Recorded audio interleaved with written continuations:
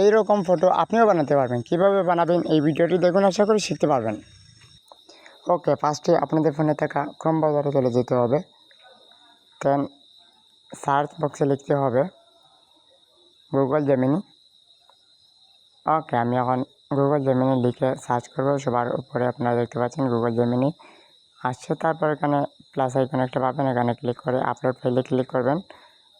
অর্থাৎ আপনার গ্যালারিতে চলে যাবেন, যে ফটো দিয়ে আপনি তৈরি করতে যাচ্ছেন সেটাতে ক্লিক করে আপনারা পরের অপশনে যাবেন।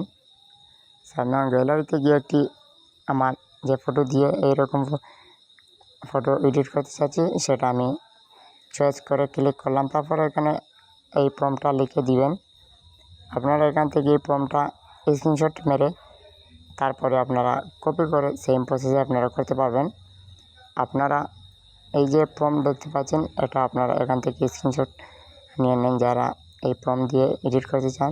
তারপর এখানে একটা সেন্ড আইকন পাবেন ডান পাশে, তো একদম ডান পাশে সেন্ড আইকনে ক্লিক করতে হবে। ক্লিক করে এটা পাঠাবেন।